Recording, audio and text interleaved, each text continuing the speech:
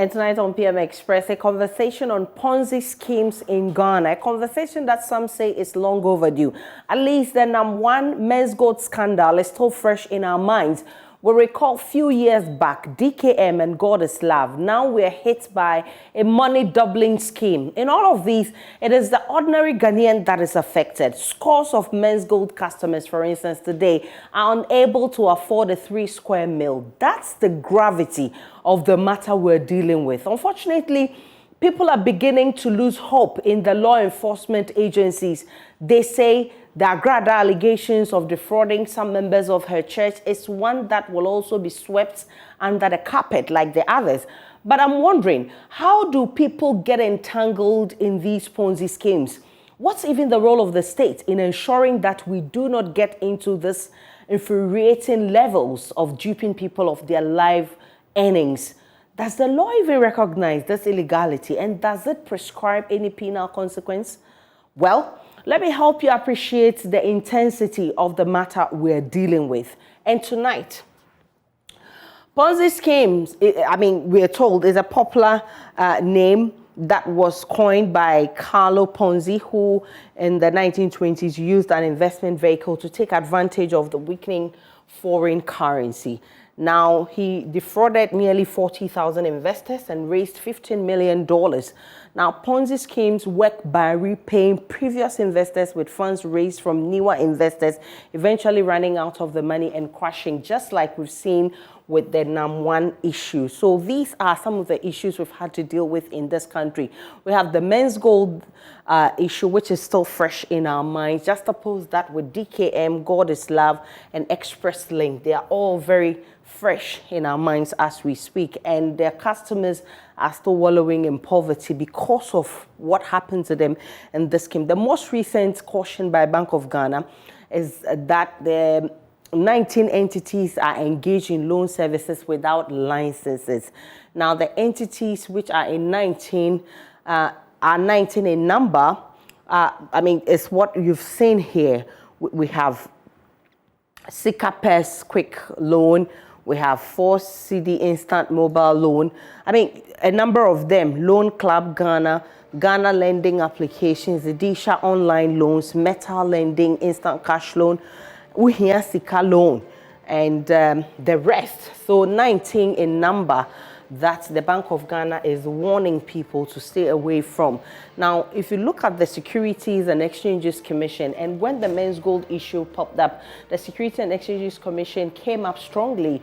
The fact that they've not been able to manage these financial institutions, or if you want to call it investment institutions, why haven't they? Because they have the mandate to do so. So across the breadth and length of Ghana, millions of cedis are being stolen from individuals and groups who share a similar arrangement and beliefs. Now, according to the Securities and Exchanges Commission, this is how it describes this type of fraud. It says it's called infinity fraud, and it refers to investment schemes that prey on members of recognized groups, including religious or ethnic communities, the elderly, or professional organizations. So if you like, the Agrada issue falls under this one. Infinity scammers are typically members of the group or appear to be members of that group. Now, the Ponzi scheme, why people fall prey to it? You may put it under poverty, unemployment, greed, as some people have said, illiteracy, ignorance, and you can talk about other things. Now, if you look at the youth unemployment rate in Ghana, currently it's 19.7%. according to the 2021 Population and Housing Census. How about poverty? According to the World Bank, as of 2016, 23.4% of Ghana's population lived below the national poverty line. And Ponzi schemes, we're asking, what's the role of government? What has government done so far to ensure that we don't get to this high levels of, people being scammed of their livelihood? Tonight, I'm joined by Dr. Opokuwari. He's criminologist and lecturer at the Department of the Sociology and Social Work Department of KNUST. Bobby Banson is a private legal practitioner. He will also be joining us in the studio. Julius Kwame Anthony, who is a youth activist, will be joining us. And Fred Forson, who is convener, Coalition of Aggrieved Men's Gold Customers, would also be joining us. Let's have a conversation after this break. Welcome back to PM Express. My name is Ayisha Ibrahim. Many thanks for choosing us. And in the studio, I've been joined by Fred Forson, who is convener for Coalition of Aggrieved Men's Gold Customers. Thank you so much for your time. Julius Kwame Anthony, who is a youth activist, is also joining us in the studio. But let me start with you. How are you and your members coping? It's been a while since your monies got locked up. Nothing has been done yet. How are you coping? Thank you very much. And I want to say good evening to your listeners and viewers across the globe. It's not been easy, you know. We have several cases of people in very dire conditions in terms of sickness. There are many who have even passed, and others' future is in the bleak. Some are down with various degrees of illness, and many businesses have to be shut down because their investments are locked up in men's goods. So life has been very, very unbearable, and we live with the consequence of the problem each and every day with us. Yes. Definitely, I know, and we've heard so many of your colleagues lamenting over what they've had to go through because their monies have gone into this men's gold thing and they are not getting any feedback. But how did you take the news that, I mean, you just woke up and there's also another news of money doubling? How did it hit you? I think one thing we must understand is that I want to look at this thing as a financial fraud. Actually, the reality is that financial fraud has been with us. I think it's been a long time, and it's something that we see it every day. They manifest themselves in various forms. I'm sure, maybe not you might have heard somebody saying that somebody called me and said there is this business, I should deposit money in a certain account, and people fall into those things. So it's there. There are big men who fall into this. But it appears our system, not only in Ghana alone, our system allows for that. And more so, now that we are going into technology, the growth of technology and globalization also come along with some of these things. So I think it's something that is with us. Listening to your teaser, our problem in Ghana is that as a nation, we have not really sat down, maybe have an inquiry, a national inquiry, especially with respect to men's good.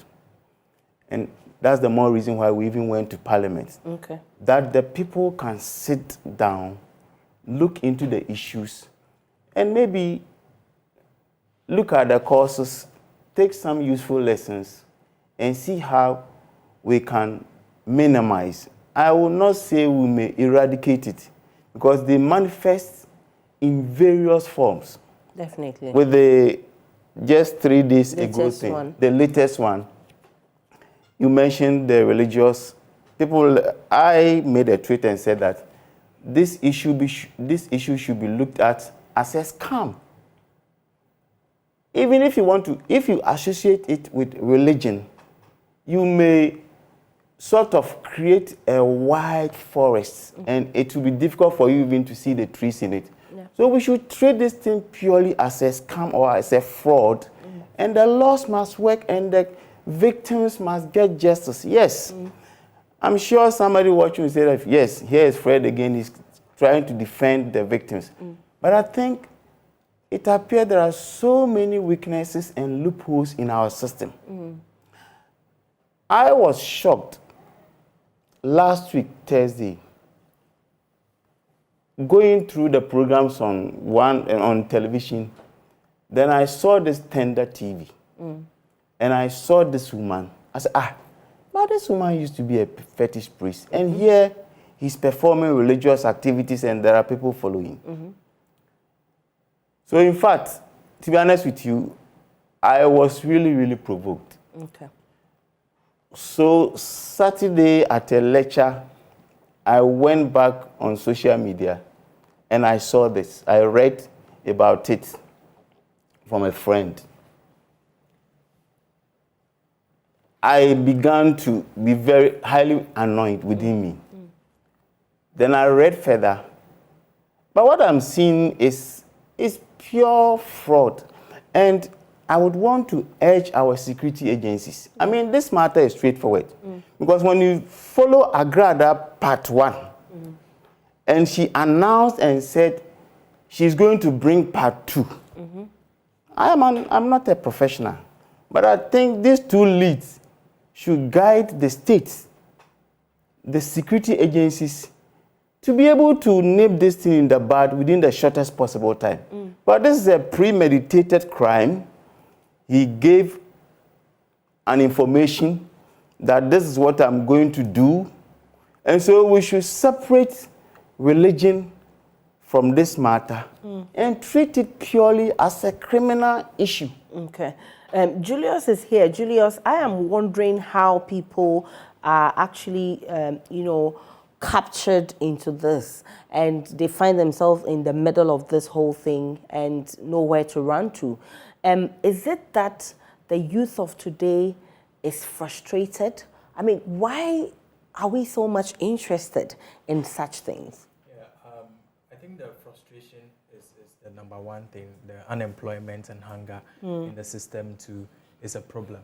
But then one thing we also have to look at is that our system allows these institutions to build credibility. Okay. The easiest way for Ponzi schemes to get people entrapped into it is the initial credibility they build. Okay. And beyond the unemployment, beyond the hunger of the youth and all those things, is a fact that the system allows those credibilities to build it. Let's look at Men's Gold. Even lawyer Maurice Ampaw invested in Men's Gold. Okay. Because we allowed Men's Gold to build credibility in the public. And then there are times where regulators are supposed to come in and save the situation. Believe you me, anyone can fall victim to Ponzi schemes. Regardless of how intelligent you are, you can fall victim.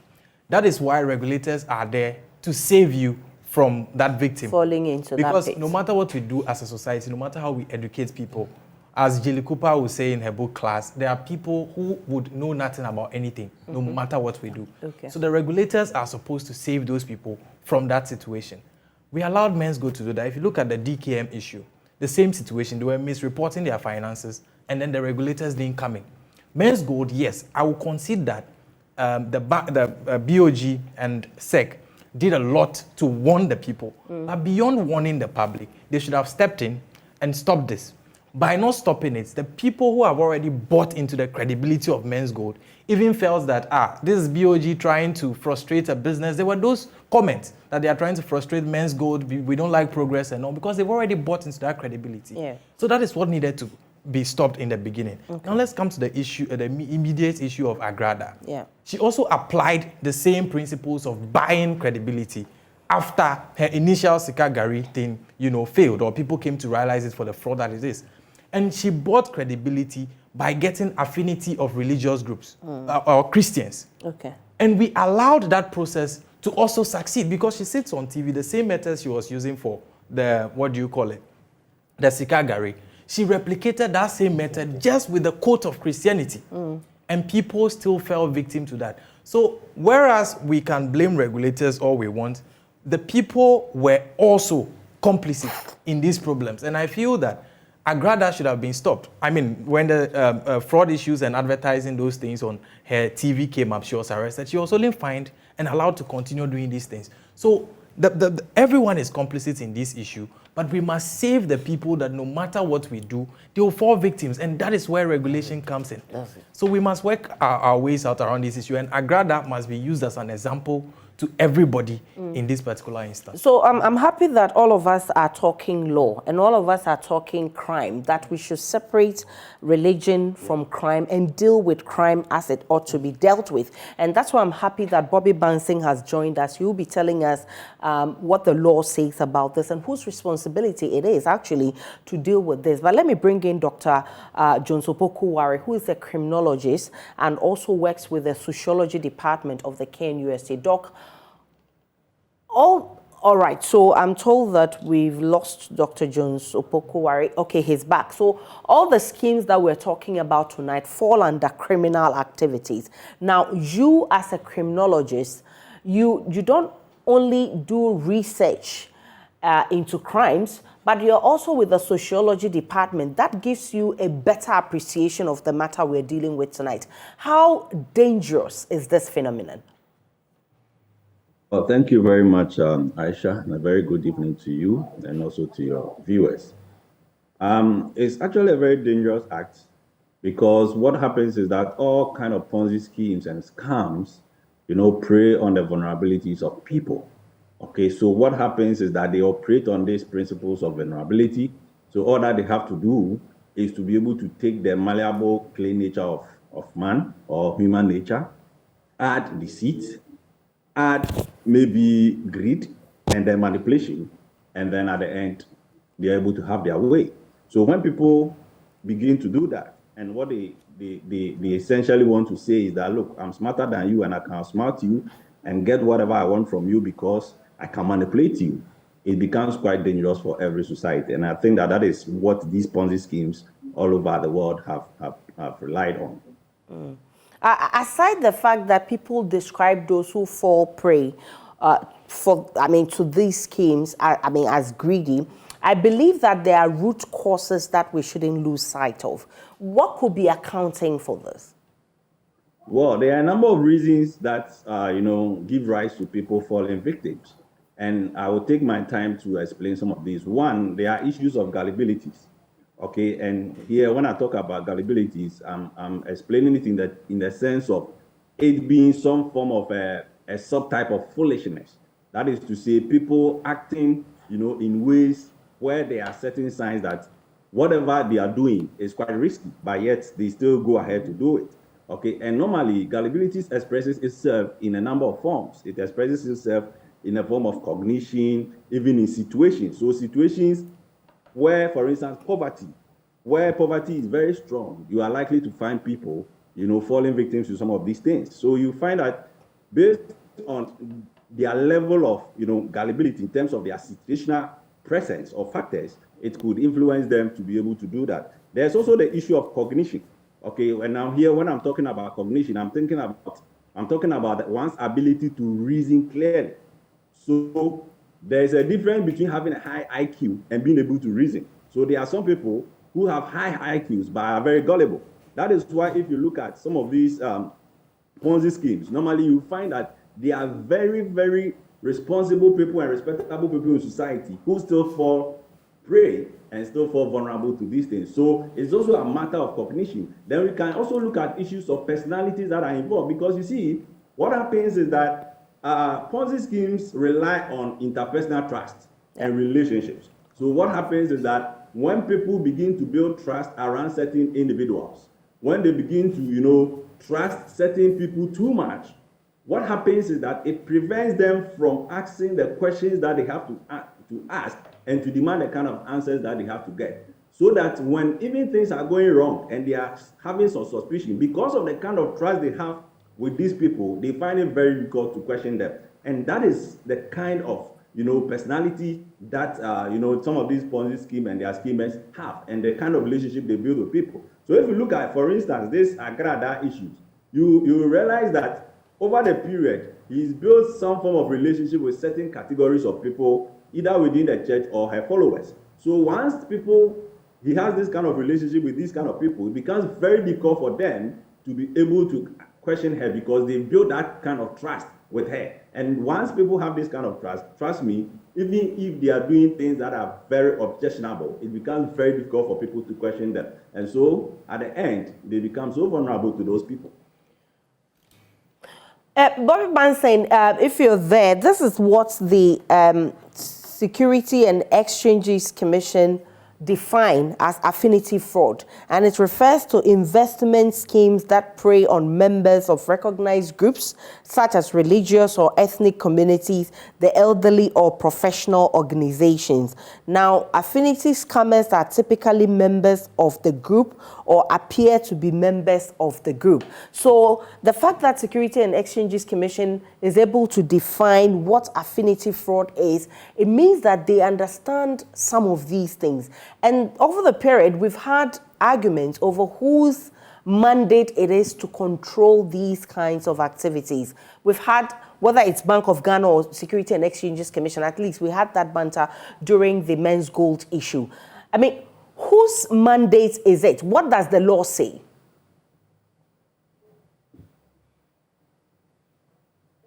All right, so Bobby Bansen, we lost him briefly. He will be coming back. Let me come back to you, Julius. What does the youth want? Because just like you heard from Dr. Jones Kobleno, Dr. Jones Opokuwari, he says that there are a lot of things that come up to, bring us to this situation. And the root causes, unemployment, poverty, and all that you also mentioned. But again, it's more of a personal thing. What really that you want that will make you go and fall prey to this? What does the youth want? What would make the youth resist such schemes? Yeah. So you see, we are in an era where everything is very visual. You see what other people have and how they are going about life and all. And here is you have finished university and then you don't have a job to do. You are not employed and all. First, you need an avenue that gives you some form of solace. That is where churches come in. So they go join churches. Or you need an avenue that gives you a quick solution out of your misery. So that's where these Ponzi schemes come in. Someone says there's men's goal, someone says someone can double money. Then you feel that you should rush and do this and double the money. Okay. So that level of frustration exposes a lot of people to these schemes. And you see, the issue of affinity fraud, we need to deal with it very well because most people go to church to find solace. And once they find solace in these people, they exploit them. What are we doing to ensure that when young people go to churches and all, what is the limit of the relationship they have with the pastor and how far the pastor can involve with them? If a pastor tells me that he's selling an oil to me and that oil is able to change my life, and I buy that oil with money, should it be considered that I have entered some form of contract with the pastor that oil is supposed to do something for me? Okay. And if it doesn't do it, the pastor is held liable. We need to be probing those things as to the extent to which pastors can go about these things. If we were doing that... But the law doesn't deal with spiritual matters. Exactly. The law doesn't deal with spiritual matters, but the law deals with fraud. Okay. And if you deceive people and tell them that things can change their lives and they pay for it, they offer money for it, I think there should be a regime that regulates that. Because if people go to church, and everybody is saying that, don't talk about churches, don't talk about them because Agrada has done something. But it is because Agrada already has a reputation for duping people using, traditional religion or however you want to call it. Okay. That is why her case is so obvious to us. The case of other pastors who do not already have that form of reputation, but are also frauding people. Okay. How do we deal with it? And the people who fall victim the most to them are very young people who, out of frustration and all these things, go to pastors, pray for me, I have made an application to the US, give me this and all that. And they give them oil, go and apply it on this before you go for your interviews. Then they pay and all these things. How are we regulating all those things? How are churches put up and all? There must be regulation for all these things so that we stop this. So beyond solving the unemployment challenges, no matter what we do, there will be unemployment. That is a fact. Just that it has gotten so worse within this period. Okay. I mean, over 19% of the youthful population unemployed and suffering. After university, you have no job and you are struggling all over the place. It has increased this period. But no matter what, even if it is 1%, there will be a 1% population very gullible. And these regulations come in to save them. Okay. So let's regulate what goes on in churches. What can pastors do? What can they not do? They must all come. Before I came here, I'm not a lawyer, but I tried skimming through those regulations that are available. Okay. I don't see anything that regulates them that way. I mean, the lawyers may be able to tell us, but if there aren't, we need to regulate what activities they are able and not able to carry out. Okay, but let me ask you this. Why would you want to get money that you've not worked for? I would want to get money that, when I say it is not me, Okay. but a young person may want to get monies that they've not worked for, because we are in an era where they are seeing what other people are doing in other parts of the world, or even in Ghana here, and then they are desperate for it. If they had jobs that were paying them, would they want to double money and attain that, what they feel that people their age should be having? Would they want to double money and attain that? Okay. They wouldn't. So it's because there's no alternative avenue. They feel that this one serves them a purpose. If Agrada could truly change 2,000 cities into 100,000, Okay. and she does it for my friends, and I see that they went, and then the money indeed changed, and she got it, the You would also likelihood go that for I it. would be tempted to want to do it increases. The moment you see someone have a certain level of livelihood or have a certain amount of money, and you feel you have the capability of also attaining it by just going there, you will do it, because immediately there will be budgets coming into your mind. Okay, when I get that money, I'll be able to do this or that or that. With So the money. you are very capable of doing that. So we must solve the root cause. The youth unemployment must be solved, so that we prevent these things. We must bring regulations as to what extent pastors and these people can involve. Because see, the greatest fraud going on in Ghana, I know the Christians will come for me, but it's the fact, the greatest fraud, should I say, where fraud is literally cooked in Ghana, is most of our churches. Okay. People go there and then they tell them all manner of things. How do we determine if a pastor could sell oils and all those? We must stop those things. Okay.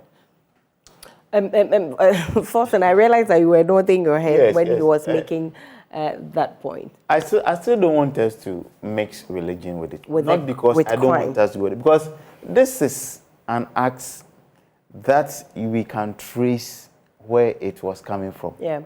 She said, "Mede mama part by any day," and I said, "Sunsumini." There's no spirit in this one. Okay. So I'm going to bring Agrada part 2. And he used the tree language in that manner. And the next moment, that's what we have. So I want us to look at it purely on that one. Yes, one of the things, I think one of the push factors also is this, what we call the overconfidence.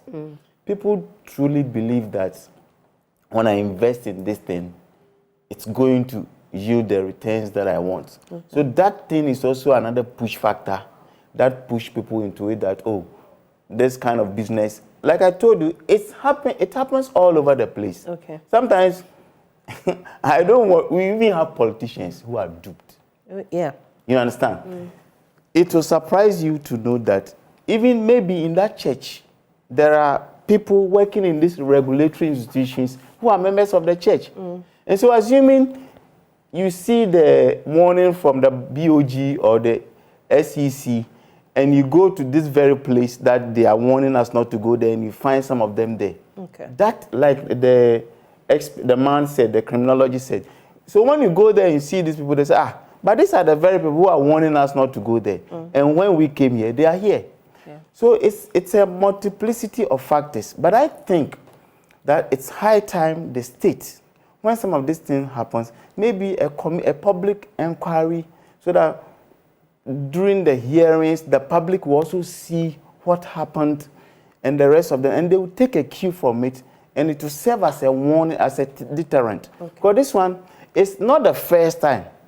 My only problem with the victims, I am speaking on behalf of the victims, but my only problem is that you have been scammed for the first one. Why do you still fall a prey to this one? That's my problem.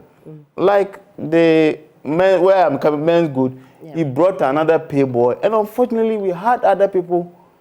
Usually they use the same market, that the market they have created. Like he said, a church. So it's like they have already market there, and the first one flourished.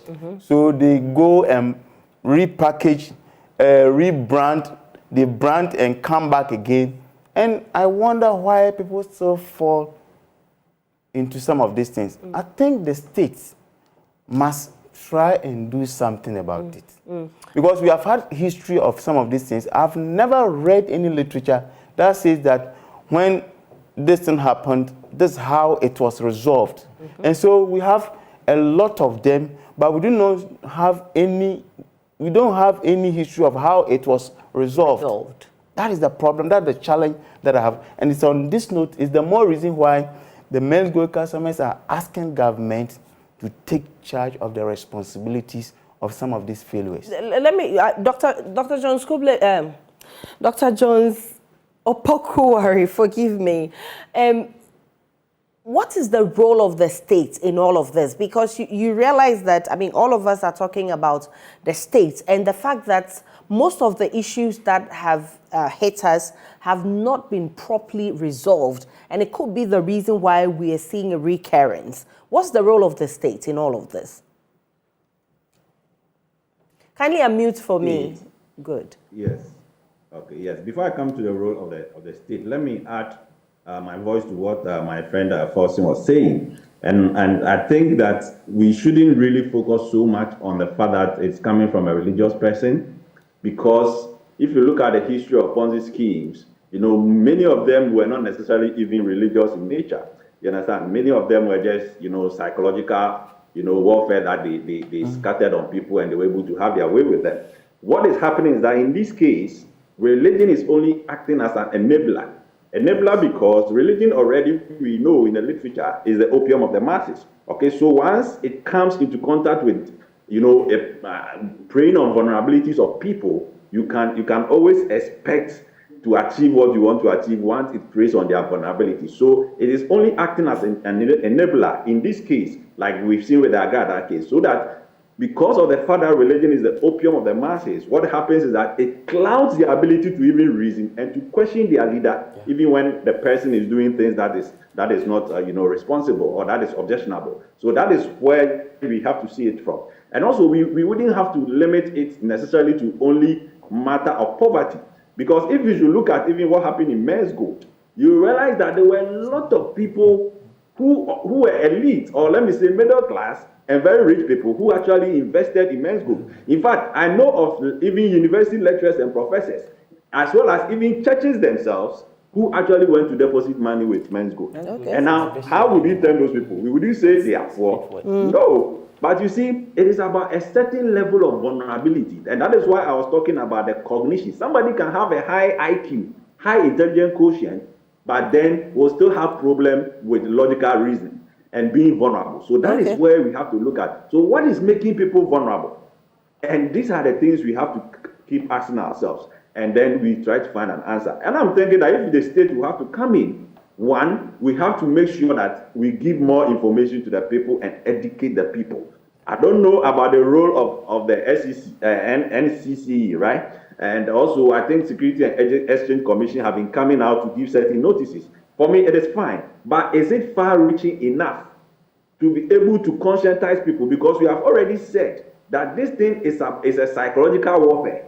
And now, once something is psychological, what you have to do is that you have to work on changing the cycle of people and engaging in what we call behavior modification. So it is a conscious effort that we have to make sure that we psych the people up and to turn their minds away from those kind of schemes. So it is not just a matter of issuing statements and saying that, look, don't do this, don't do that. This is something that is psychological. So you need to work on people's thought processes. And I'm thinking that that is where the state will have to channel its energy.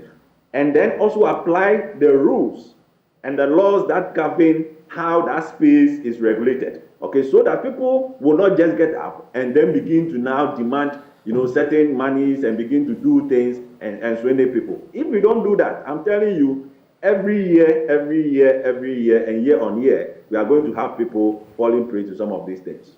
So exactly what does the state need to do? Yes, so as I was saying, the state will have to go full gear into education. Okay, so I'm thinking that we have to have a sustained, you know, period of educating people about some of these Ponzi schemes and the tendency for people to be swindled. Because you see, when it comes into the religious side, it will be very difficult for us to prove some of the things that happens within religion. Okay, so for instance, if a pastor is telling you that come and pay for this oil, and that when you have an oil, it is going to cause you to have a certain breakthrough. How do I establish a correlation between the application of the oil or the buying of the oil and this application and me getting the job in the next 2 months? There's no way for me to scientifically prove that. Okay, so what about if it doesn't work for me? Would I go back and go and take my money from the pastor? You know, so in terms of the religious space, it becomes quite difficult for the state to be able to regulate that side. But then, For the state to be able to go in much better, it is advisable that the state work on the psyche of the people. That is why I was advocating that the state will have to go in for a conscious program of, educating the people, psyching them up, and changing the way, they think about wealth, how to make life, and also how to be able to, get wealth and all that. So this is some of the ways that I think that we have to go. If not, I'm telling you, we will keep on having this over and over again. But there are those who feel that our security agencies also have not played their part well. But Forson, you want to make a point? I think the state, on the matter of what we expect the state to do, currently we have an issue which has not been resolved. And in this case, I'm being specific with the men's good matter. Okay? I think, and looking at the role that the state played, Bank of Ghana and the Security and Exchange Commission, it will be better for us as a state to look into the activities, and even with the banking sector, to look into the activities of these state agencies in respect of what has happened to the victims. Over 10,000 customers have not received the monies locked up in men's gold. Yeah. All right? And these monies, to a large extent, is retrievable. Yes. That is the fact. For the agri issues, that one, her business, or even whether it's a business or whatever, it's not rated. But at least with the men's gold issue, and looking at the correspondence that went on in 2018, and even the warnings that came from Bank of Ghana and the rest of them, these bodies must be brought to book. It's not only the victims or the company. These regulatory agencies must be brought to book. You and I are in Ghana here. We know of some of these microfinance and other institutions that are being run by people working at the BOG and the ministries of finance and the rest of them. All right? So sometimes they are able to skew the rules, bend the rules to favor them. We are aware of all these things. Have we really sat down? Have we really gone into it to know the root cause or the reason why some of these schemes or these scams, which are packaged as schemes, operate? These are the things we are calling for. It's the more reason why at least there should be some sort of parliamentary inquiry. As a station, as a state, we should be able to have an inquiry into some of these things to guide and even to refine policy.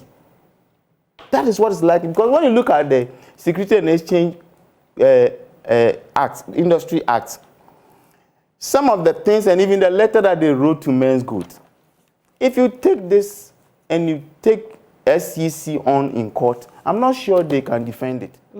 Because they made a lot of admissions in this letter, and you can clearly see that it was a failure on the part of the regulatory agencies. Yesterday, I was listening to one of the videos of Agrada. Yes, I want to doff my hat to the lawyers. I'm sure it's the lawyers who guided her to say, look at the statement she made that people came, they gave an offering. So more or less, she's trying to turn what happened as an offering people willingly gave To her. But we all know, like I said, we all know the genesis of what happened. So it's high time we want the state. There should be an inquiry, a public inquiry into using the Men's Gold case or the Agrada case and those ones that happened as an example. There should be an inquiry into some of these things to guide and to refine even policy. That's my position. Julia, and let me put on record that as victims of Men's Gold, we do not want other people to fall into it. Okay. And this house can bear us out. I remember when this CD coin came, it's the same Men's Gold people who issued a statement, then Bank of Ghana followed. Okay. When the Payboy issue came, we fought it, this very house, we fought it, and in the next 1 hour, Yoko went and shut that company down. Okay. So we have taken lessons, and we do not want people to fall into such scams that are packaged as schemes. That will be the title of my book on Men's Gold. Okay, I'll be glad to read that, Julius. But do you think that the state has failed us? Yes, I think the state has failed us when it comes to these scam issues. The reason why I think the state has failed us is because whereas we all agree that you can't regulate some religious activities, I agree with Doc when he says that we shouldn't delve so much into religion. But there are some aspects of it that we can go into. For example, specific exchanges in the church. If you look at the issue of Agrada, there was a specific exchange that bring this and you would get this. There are specific exchanges too that say that buy oil with this amount and you would get this. Okay. Those specific exchanges, they should be bad. It should be illegal for religious leaders to sell things to their followers. It should be illegal in the context of religion because there are regulations that guide a lawyer and their client, an employer and their employee. Why is there no regulation that guides the kind of relationship that exists between a religious leader and their followers? Okay. There should be some kind of regulation because see, the issues that come up, the financial institutions that scam people and all those things, we are able to identify them easier than churches because they do not hide under anything other than the transaction. Okay. Bring 10% and you will get 100% increase on it. But religion hides beyond the context of a superior being and all that. There should be regulations as to what form of exchanges go in there.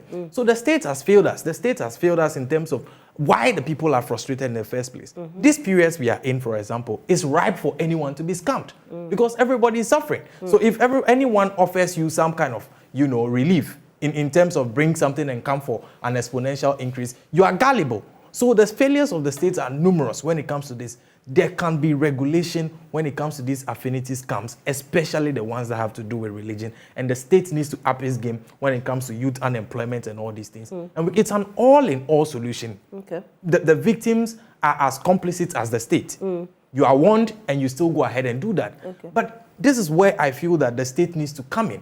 The records show that even where the state warns us, there are situations where they were supposed to step in and say, shut down. Okay.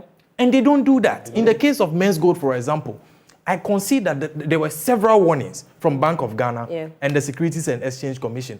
But those warnings were not enough because, as I said earlier, the people have already bought into the idea that they can trust these people. It's the same thing with churches. If you simply tell people that your pastor cannot double money, it is not enough. There must be a regulation because they have already trusted the pastor. How do you stop them? That is the problem. So we can't just say educate the people and all. When it comes to Sika Gari, which was done by Agrada, we even had priests, this popular one, I forgot, Koku Bonsam, came out and said there is no such thing as Sika Gari. Okay. A fellow traditional priest came out and said there is no such thing, but people still believed.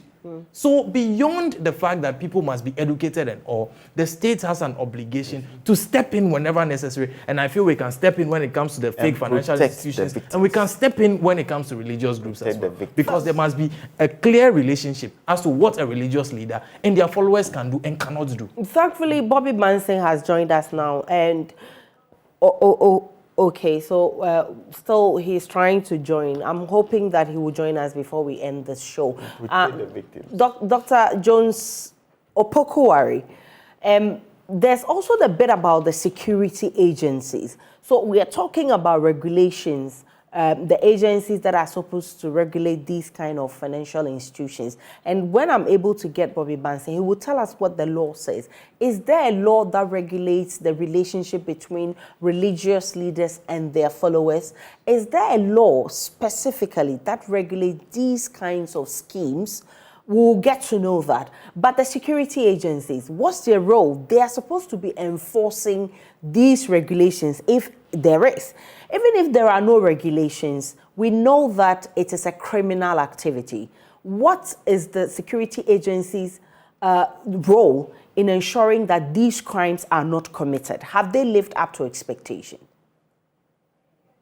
The trajectory of events that we've had over the period, it doesn't look to me like the security agencies have done enough, especially in protecting the citizens against some of these fraudsters and some of these scammers, because people keep on falling prey to them. And once that happens and nothing happens, it means we are in the presence of a social fact that they have failed in protecting the citizens. So I wouldn't want to miss words on that our security agencies have not done enough. Because I'm thinking that behind these companies or behind these scammers or scams are faces that we can put to some of these things. For instance, we know those guys who are behind Men's Gold. We know Sika Gari and all those people. We know them. These are faces that are very visible across the country. And anywhere in the world where security agencies don't have to be reactive but are proactive, these guys will be stopped in their tracks, especially when, the activities are all over the place and people, with time begins to question them. So my problem is that because our security agencies have become more reactionary as opposed to being proactive, that is why some of these practices are able to go on over the period. And then a lot of people fall prey. So going forward, they need to up their game. And in case we don't know, some of these things are even still going on in spite of all the, the messages and all the letters that Security and Exchange Commission, even Bank of Ghana has issued. In fact, maybe some of you might have even experienced it where even on your WhatsApp, you have people sending a lot of these, I don't know, interest doubling schemes all over the place. Yeah. And some people even calling you to tell you to, invest in them. And then I ask myself, how did these people even get our numbers? Is it the telecom companies that are even giving our numbers to them to do that? So, it's a whole complex scheme that we need to unpack. And for me, once the country and the state sit aloof and don't seem to care about how these things are unfolding, but wait until people, find themselves, scammed before they become so reactionary, that is where my problem is. And on the basis of that, look, our security agencies haven't lived up to expectations, including the regulators and all those people that are supposed to protect us from some of these scams. Okay. Bobby Bunsen has finally joined us via phone, and the conversation has been whose role or whose mandate is it to regulate these kind of Ponzi schemes? We've spoken about the Security and Exchanges Commission defining affinity fraud. That means that they know that something like that exists. What does the law say about all of this? Whose mandate is it to regulate activities such as this? Good evening. Sorry about the poor connection earlier, so I have to join by phone. And thanks for having me. I believe that there are various sectors of the financial ecosystem, if I may use that phrase. We have those that deal with investment, purely investment and investment advisors as well, that are regulated by Securities and Exchanges Commission. We have those that perform banking and quasi-banking services that are regulated by the Bank of Ghana. Now, before a person engages in any form of business, that person must apply to register that business with the Registrar General's Department. The Registrar General issues with a certificate of incorporation. The certificate of incorporation. Now, if that business is regulated by a specific state entity, after you obtain your certificate of incorporation, you apply to that specific state entity. And if you meet that requirement or those requirements under the applicable law, then you are issued with a permit or a license to commence business. And so the fact that the entity has been incorporated doesn't mean the entity can commence business. You need that extra layer of license or permit, depending on the sector that you find yourself in. Now, these state agencies, as we have them, we all cannot deny that they will have challenges in terms of logistical support and the ability to regulate the industry to prove the way we want it. We cannot deny that fact. We find ourselves in a situation where they are limited in terms of resources to be able to fully discharge their mandate, to be as proactive as we want them to be. Now, if for any reason they are not as proactive as we want them to be, then it behoves on the individual to do due diligence before they decide to engage with these entities. And so, for instance, if a company comes and says that I am going to pay you 10% per month, that would be 120% per annum of whatever investment. Your first question is to go to, or your first point of call as a prospective investor is to find out which state entity regulates that sector. So if it is investment related, you go to the Securities and Exchanges Commission. go to their website, because on their website they have listed all the companies that they have authorized or licensed to carry out business in that particular year. Or if it's the banking or phase dive banking prospect, you go to the website of the Bank of Ghana. And these websites are functional. You see all the institutions that have been listed by the Bank of Ghana to do business within a particular year. And that can guide you to take a decision. Yes.